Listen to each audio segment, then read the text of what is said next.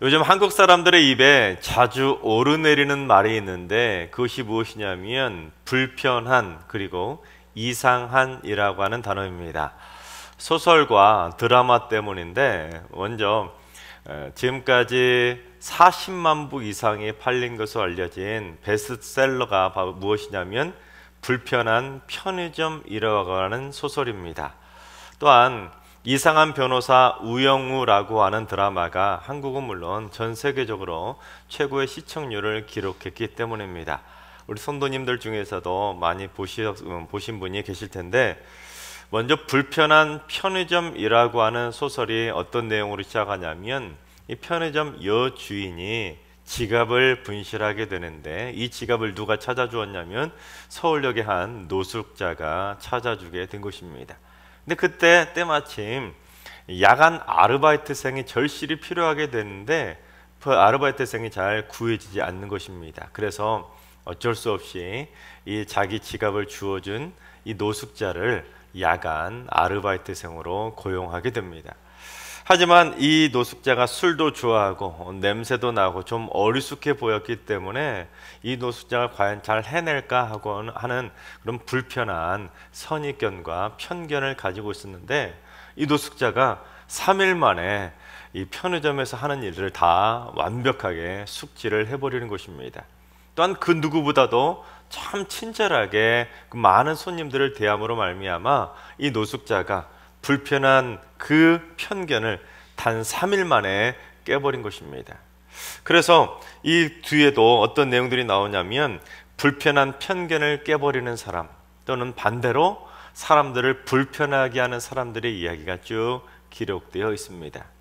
또한 이상한 변호사 우영우라고 하는 드라마는 자폐증을 가진 한 변호사의 이야기인데, 이 자폐를 가진 사람은 절대로 변호사를 할 수 없다는 그런 불편한 편견, 이상한 편견이 있었는데, 이 이상한 변호사였던 우영우가 결국에는 전혀 이상하지 않게 오히려 까다로운 재판들을 승소한다는 내용을 담은 드라마가 이상한 변호사 우영우입니다. 그러니까 장애인은 이상한 존재라는 편견을 깨트리고 오히려 우리가 더 이상할 수도 있다는 것을 보여준 드라마입니다. 그런데 여러분, 우리는 지금 교회를 다니고 있기 때문에 잘 느끼지 못하지만 솔직히 하나님을 믿지 않는 세상 사람들이 우리 교회 다니는 사람들, 우리 교회를 바라보는 시선이 불편하고 이상한 시선이라는 것입니다. 즉 이상한 것에 빠져있는 마치 불편한 장애인 집단처럼 우리를 바라보고 있다는 것이죠.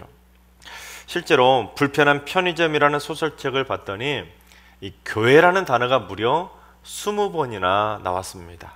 왜냐하면 그 편의점 여주인이 바로 교회를 다니는 사람으로 그 소설에서 기록되어 있기 때문입니다. 그래서 이 여주인이 자기 편의점에 자기가 다니는 그 교회 청년들을 이렇게 아르바이트생으로 고용한다는 내용들도 나옵니다. 하지만 교회에 대해서 마냥 좋은 이미지로만 그려지는 것은 아니었습니다. 교회에서 하는 무료 급식은 찬송가를 시켜서 가기 싫다는 내용, 아르바이트를 하기로 한 교회 청년이 뻔한 거짓말을 하고 며칠 만에 그만둬 버린다는 내용 등 이 소설책 곳곳에서 교회에 대한 불편한 시선들을 느낄 수가 있었습니다. 여러분, 이외에도 최근에 한류 열풍을 일으켰던 책이나 드라마, 영화들을 보면 어김없이 기독교를 매우 불편하고 이상한 집단처럼 묘사하는 것을 보게 됩니다. 그런데 세상 사람들의 눈에는 그처럼 교회가 불편한 곳이고 교회가 이상한 곳처럼 보여지겠지만, 사실 예수를 잘 믿고 온전하게 교회를 다닌다면 교회는 불편하고 이상한 곳이 아니라 교회는 가장 편안하고 가장 이상적인 천국과 같은 곳이라는 것을 깨달을 수가 있는 것입니다. 그렇죠, 여러분? 우리도 그것을 깨달았기 때문에 지금 교회 다니고 있는 것 아니겠습니까? 마찬가지입니다. 바로 그거예요. 지금 세상에는 교회라는 곳을 불편한 곳이라고, 이상한 곳이라고 편견을 가지고 있지만 그들에게 그것이 아니라고, 그들에게 교회는 가장 편안하고 가장 이상적인 천국이라는 것을 전해주고 보여주고 느낄 수 있도록 그들을 교회로 인도해 주는 건 그것이 바로 전도라는 것입니다. 사실 초대교회 시절에도 기독교인들은 유대교와 로마 제국을 위협하는 가장 불편한 존재이자 나무에 달려버린 죽어버렸던 그 저주받은 자나 믿는 이상한 자들이라고 취급받았습니다. 그러다 보니 교회는 끔찍한 핍박을 받을 수밖에 없었습니다. 하지만 초대교회 기독교인들은 전도를 통해서 결국 그들의 편견을 깨버립니다. 왜냐하면 하나님의 은혜 가운데 그들이 전도를 통해서 그들이 가지고 있었던 교회에 대한 불편하고 이상하다는 그 편견을 그들의 삶을 통해서 보여주었기 때문입니다. 그리고 그 첫 출발이 되는 것이 바로 오늘 본문의 말씀입니다. 왜냐하면 예수님께서 제자를 처음으로 선택하셨는데 그들이 바로 복음을 전하는 최초의 전도 공동체로 세워졌기 때문입니다. 그 전도 공동체를 통해서 교회가 막 세워지고 그 전도 공동체를 통해서 복음이 막 전파되자 교회는 불편하고 이상한 곳이 아니구나, 그것을 세상 사람들에게 전파시킬 수가 있었던 것입니다. 그래서 결국 초대교회는 폭발적인 부흥을 경험하면서 로마 제국 전역으로 뻗어나갈 수가 있었던 것입니다. 바라옵기는 우리 승리교회도 세상에 불편하고 이상한 편견을 깨트리는 전도 공동체가 되어서 세상에서 가장 편안하고 세상에서 가장 이상적인 천국 공동체로 세워지게 되기를 주님의 이름으로 축원합니다.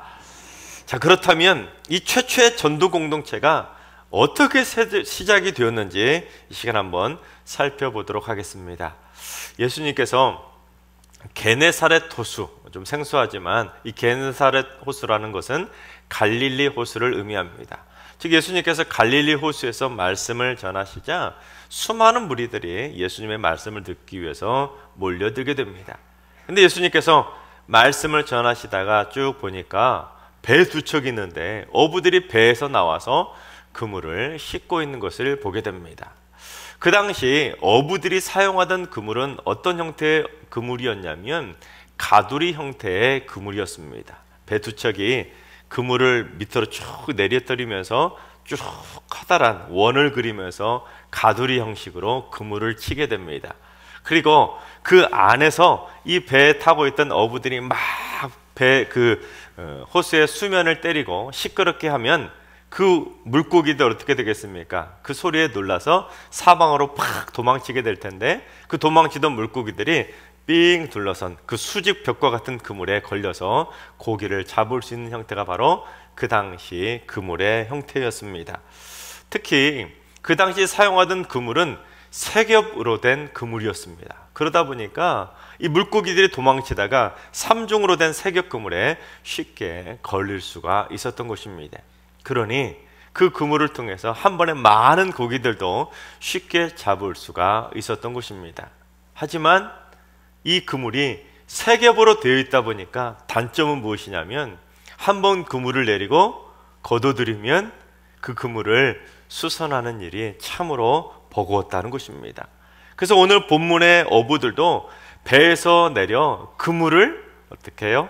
씻으면서 손질하고 있었다는 것을 오늘 말씀 우리에게 보여주고 있는 것입니다. 근데 그 손질하던 어부들, 그 어부들 가운데 누가 있었냐면 시몬, 즉 베드로하고 베드로의 동업자였던 야고보하고 요한이 있었습니다. 자, 그런데 제가 오늘 이 시간에는 그 중에서도 베드로가 했던 행동들을 통해서 전도가 무엇이냐, 그것을 한번 살펴보려고 합니다. 첫 번째, 예수님의 말씀을 의지해서 될 때까지 계속해서 시도해 보는 것, 그것이 바로 전도라는 것입니다. 예수님께서 이 베드로에게 깊은 데로 가서 그물을 내려서 고기를 잡으라고 말씀하시자 이 베드로가 어떻게 하는지 우리 5절을 한번 봉독해 보겠습니다. 시몬이 대답하여 이르되 선생님, 우리들이 밤이 새도록 수고하였으되 잡은 것이 없지만은 말씀에 의지하여 내가 그물을 내리리이다 하고. 자기들이 밤이 새도록 열심히 그물을 내리고 열심히 고기들을 막 몰아봤지만 자기들이 고기를 한 마리도 잡지 못하고 지금 이렇게 그물을 수선하고 있다는 것입니다. 그런데 장모의 열병을 고쳐주셨던 예수님이 말씀하시니까 내가 예수님의 말씀을 의지해서 다시 한번 내가 그물을 내려보겠다는 것입니다. 마찬가지입니다. 전도도 마찬가지인데 여러분, 전도하기가 쉽던가요? 전도하다 보면 대부분은 열심히 고생은 하지만 대부분은 성공할 때보다는 헛수고할 때가, 그렇게 실패할 때가 많지 않습니까? 게다가 전도하다가 실패한 경험이 많은 분들은 더더욱 마음이 막 다쳐버리지 않습니까? 아, 이거 했다가 전도했다가 실패하면 어쩌지? 하고는 다들 실패할까봐 더 두려워하는 것이 바로 전도입니다. 그러다 보니까 솔직히 말하면 하나님을 믿는 믿음의 백성들이 불편해하는 것도 또한 전도입니다. 하지만 베드로처럼 열심히 수고했어도 실패했지만 그럼에도 불구하고 예수님의 말씀을 의지해서 될 때까지 계속해서 그물을 내리며 시도해 보는 것, 그것이 바로 전도라는 것이죠. 여러분, 혹시 전도하다가 실패하신 분이 계십니까?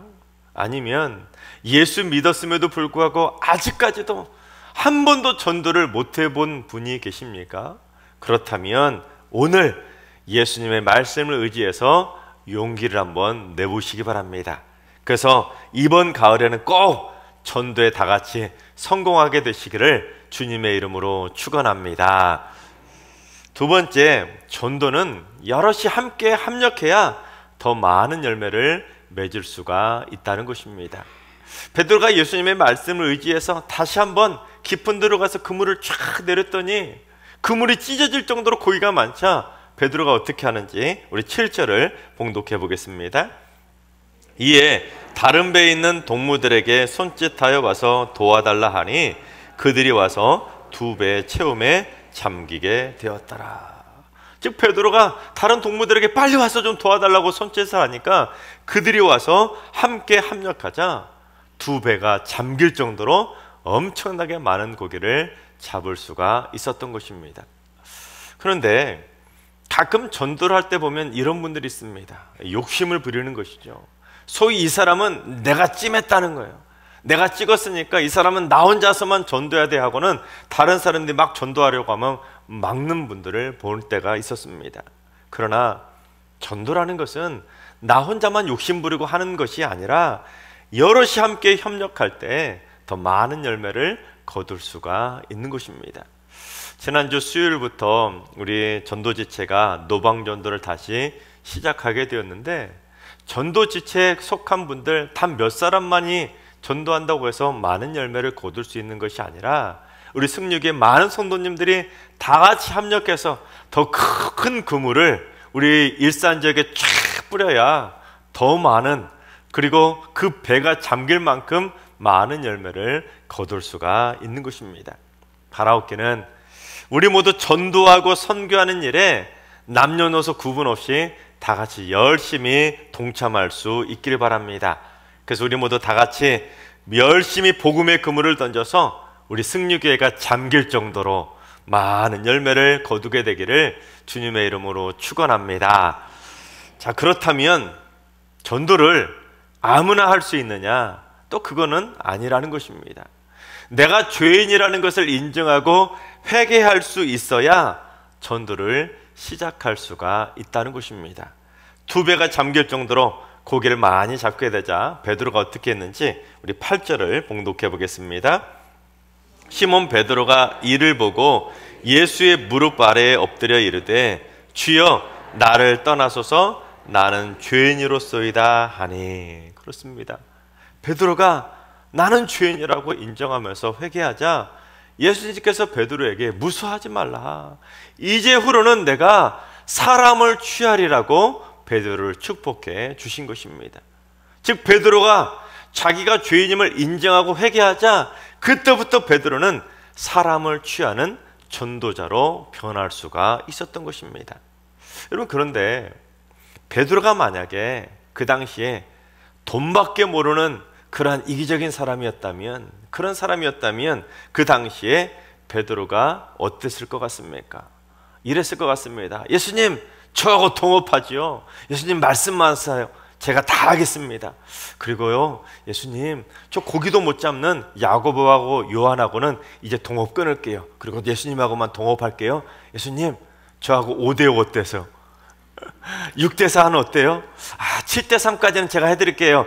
여러분, 그러지 않았겠습니까? 또한 당시에 주위에 있던 사람들도 베드로가 예수님에게 자기가 죄인이니까 자기를 막 떠나달라고 하지 않았습니까? 떠나달라고 했을 때 주위의 사람들은 베드로를 보고 저런 바보라고 했을 것입니다. 아니, 저렇게 고기가 많이 있는 곳을 아시는 분이라면 당장이라도 붙잡아서 예수님하고 동업을 해야지 왜 떠나라고 해? 베드로가 배가 불렀구만. 내가 예수님하고 동업할까? 그렇게 생각하는 것이 당연한 반응이었을 것입니다. 그런데 베드로가 자신이 죄인임을 인정하고 회개하자 베드로는 진짜로 예수님의 동업자가 될 수 있었던 것입니다. 고기를 잡는 동업자가 아니라 사람을 취하는 예수님의 동업자가 되었던 것입니다. 즉, 예수님은 이 땅에 사람을 취하러 오셨는데 베드로가 자신이 죄인임을 인정하고 회개하자 드디어 진짜로 예수님의 동업자가 되어서 사람을 취할 수 있게 되었던 것입니다. 여러분, 예수님의 동업자가 되고 싶으십니까? 아멘. 그런데 여러분, 동업자가 되고 싶다는 것은 여러분 부탁해서 되는 것도 아니고 우리가 선택도 아니고 당연한 필수라는 것입니다. 우리가 예수님의 동업자가 되는 것은, 그래서 사람을 취하는 것은 해도 되고 안 돼도 되는 것이 아니라 예수님의 명령이자 우리 그리스도인들이 해야만 하는 분명한 필수 사명이라는 것입니다.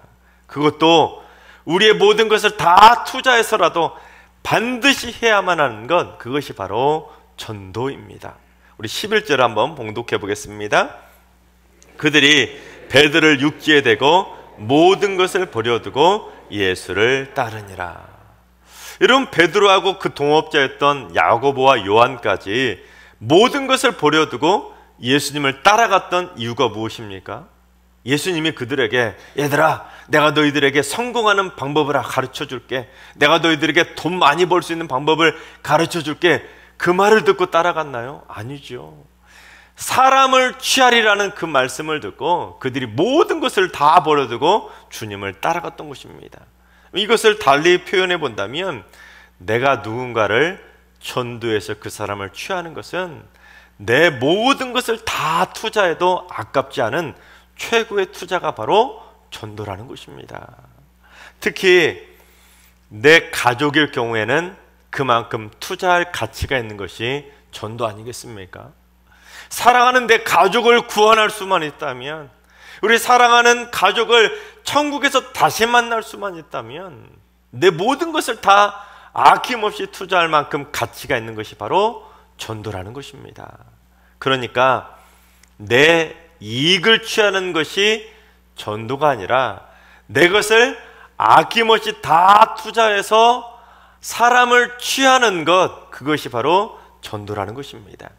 그래서 한 영혼을 취하기 위해서는 우리가 많은 시간과 많은 돈을 투자할 필요가 있습니다.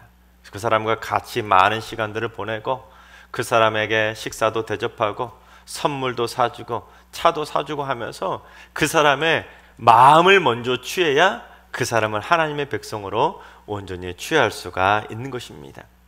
그런데 예수님하고 동업하는 것은 우리의 모든 것을 다 투자한다고 해서 절대로 손해보는 장사가 아니라는 것입니다. 베드로가 두 배가 잠길 정도로 많은 물고기를 거뒀던 것처럼 우리가 주님을 위해서, 그 전도를 위해서, 한 영혼을 취하기 위해서 우리의 모든 것을 다 투자하면 오히려 30배, 60배, 100배의 수많은 결실을 맺는 축복으로 다시 우리에게 되돌아오게 된다는 것입니다. 그래서 요즘 동업하다가 실패하시는 분들 참 많이 계시지 않습니까? 그런데 세상에서 가장 이득이 많은 동업이 무엇이냐? 그건 바로 예수님과 함께하는 동업인 줄로 믿습니다. 바라옵기는 우리 모두 다 같이 예수님의 동업자가 되어서 수많은 사람들을 취하시고 또한 그 취함을 통해서 여러분 모두 다 많은 복을 받아 누리게 되시기를 주님의 이름으로 축원합니다. 마지막으로 제가 부자 유친 전도법이라는 것을 소개해 드리려고 합니다. 제가 말씀 서두에 사람들이 교회에 대해서 불편해하고 또한 이상하다고 그런 편견을 가지고 있다고 말씀을 드렸는데, 그 불편하고 이상하다고 하는 그 편견을 깨트릴 수 있는 전도법이 바로 부자 유친 전도법입니다. 이 부자 유친, 그 첫 글자를 딴 전도법인데 어떻게 알 수 있냐면 부드럽고 자상하게, 유연하고 친절하게 전도하는 것, 그것이 바로 부자 유친 전도법입니다. 여러분 우리 한번 따라해 볼까요? 부드럽고 자상하게, 유연하고 친절하게 전도하자. 그렇습니다. 다 비슷비슷한 말 아니겠습니까? 부드럽고 자상하고 유연하고 친절하게, 그 정도로 정성을 다해서 전도를 해야 그 사람의 마음을 취할 수가 있다는 것입니다. 제가 예전에 섬기던 영락교회가 명동 근처에 있어서 교회 모임이 자주 명동에서 있었습니다. 근데 어느 날 제가 명동에서 모임이 있어서 바쁘게 막 명동을 걸어가고 있었는데 갑자기 어떤 사람이 제 팔을 팍 붙잡는 것입니다. 그래서 깜짝 놀라가지고 딱 쳐다봤더니 가슴에 예수천당 불신지옥이라고 하는 편말을 목에 딱 거신 어떤 한 분이 제 손을 붙잡으신 것입니다. 그런데 그분이 다짜고짜 저를 막 보자마자 붙잡고는 공격적으로 뭐라고 딱 물어보셨냐면 예수 믿어요? 딱 물어보시는 것입니다. 제가 너무나 깜짝 놀라서 막 가다가 급하게 딱 손을 붙잡았기 때문에 깜짝 놀라서 예? 이렇게 막 당황했더니 그러면 지옥 가요? 딱 그러는 겁니다. 그래서 제가 저 목사인데요 말도 못했는데, 여러분 목사인 저도 놀랐는데 여러분 진짜 예수 믿지 않는 사람이었다면 얼마나 놀랐겠습니까? 그리고 지금 한국교회가 가뜩이나 불편하고 이상한 곳이라고 하는 편견이 가득한데 전도할 때부터 그러면 여러분 믿지 않는 사람들이 교회에 대해서 얼마나 더 심하게 편견을 가지겠습니까? 여러분 예수천당 불신지옥이라는 표현은 100% 맞는 표현이고 또한 그분이 전도하는 건 정말로 수고하는 일이겠지만, 그런데 전도할 때는 상대방의 마음을 취할 수 있도록 최대한 부드럽고 최대한 자상하고 최대한 유연하고 최대한 친절하게 부자 유친하며 전도해야 그의 마음을 취할 수 있는 것이지, 그처럼 막 자극적이고 공격적으로 공격하다 보면 결국에는 교회에 대한 편견만 가질 수밖에 없는 것입니다. 여러분 요즘 병원이든 음식점이든 그곳을 평가할 수 있는 평가 기준도 바로 부자 유친 아닙니까? 아무리 음식 맛이 좋고 아무리 잘 치료를 해 주어도 그 직원들이 부자 유친하지 못하면 별점 테러를 받을 수 없는 세상이 되지 않았습니까? 여러분 그렇습니다. 전도할 때부터 먼저 최대한 친절하게 그렇게 부자 유친하면서 그리스도인들의 성숙한 품격을 보여주어야 불편하고 이상하다는 그 세상 사람들의 편견을 깨트릴 수가 있다는 것입니다. 하나님께서 사랑하신 여러분, 이번 가을에는 예수님의 말씀을 의지해서 우리 모두 다 꼭 전도를 시작할 수 있기를 바랍니다. 그리고 될 때까지 모든 것을 다 시간과 물질과 노력을 다 투자해서라도 열심히 전도하셔서 많은 사람들을 꼭 취할 수 있기를 바랍니다. 그래서 이번 전도를 통해 여러분 모두 다 100배의 결실을 맺고 100배의 축복을 받아 누리게 되시기를 주님의 이름으로 축원합니다.